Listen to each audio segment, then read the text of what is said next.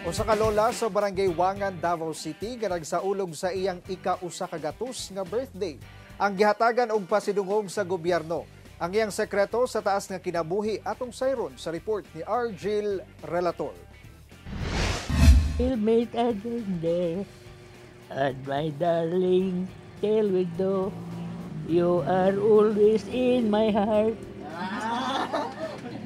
Pinaagi sa iyang pagkanta, mainiton akong giabi-abi ni Lola Rosario sa ilang Pinoy-anan sa Barangay Wangan, Kalinan District, Davao City.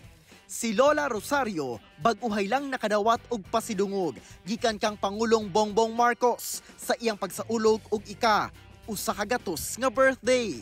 Busa nakadawat sab siya og 100,000 pesos cash incentive pinaagi sa DSWD o busa Centenarians Act of 2016. Napulo ka tuig na nga nagahigda na lang si Lola Rosario, human dili na siya katindog, resulta sa iyang pagkadakdak sa flooring sa iyang balay, human maslide.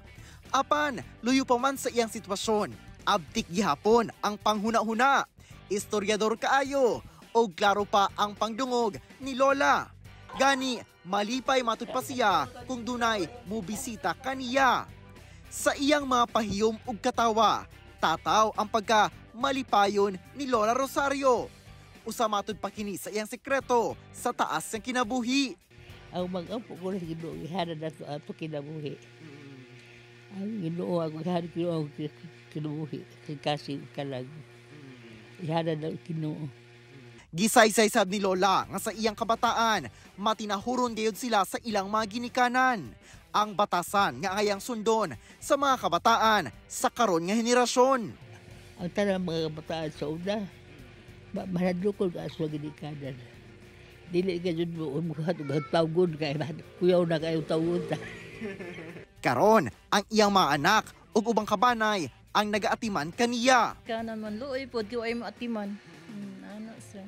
Unsa pa ba ang wish ni Lola karong naabot na niya ang usa ka century sa iyang kinabuhi? Pasaylo ang dugos ako sa mga sala. Kaya ako magkasasala, magkukay naghihida, bisag asag ang una-una pa doong. Kauban si Melchor Awing sa kamera. Ako si Argil Relator para sa One Mindanao.